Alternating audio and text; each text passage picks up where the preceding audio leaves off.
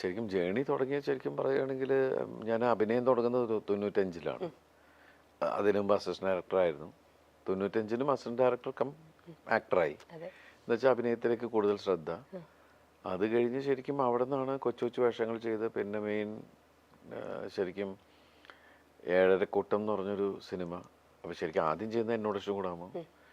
പിന്നെ സൈന്യം, വലിയ സംവിധായകരുടെ കൂടെ തന്നെയാണ് എൻ്റെ ഒരു തുടക്കവും കാര്യങ്ങളൊക്കെ. എൻ്റെ ഗുരുനാഥൻ്റെ സിനിമയിൽ തന്നെയാണ് എൻ്റെ തുടക്കം, ക്യാമറയുടെ മുമ്പിൽ നിന്നത്. അവിടുന്ന് മലയാള സിനിമയിലെ ഏറ്റവും പ്രഗത്ഭനായ സംവിധായകനാണ് ജോർജ് സാറ്. അദ്ദേഹത്തിൻ്റെ കൂടെ 10-40 അസിസ്റ്റന്റ് ഡയറക്ടർ വർക്ക് ചെയ്തു. ഞാൻ അതിൻ്റെ അഭിനയിക്കുകയും ചെയ്തു. ജോർജ് സാറിൻ്റെ കൂടെ വർക്ക് ചെയ്യുമ്പോൾ ഇന്നും ഞാൻ അസിസ്റ്റന്റ് ഡയറക്ടറെ പോലെ തന്നെയാണ്.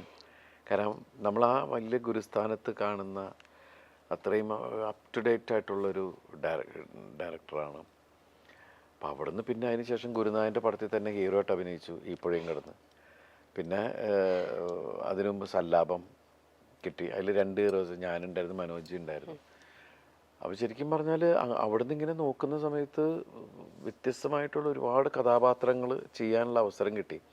അവസരം കിട്ടാനുള്ള കാരണം അങ്ങനത്തെ സിനിമകൾ കാണാൻ പ്രേക്ഷകരുണ്ടായതുകൊണ്ട്.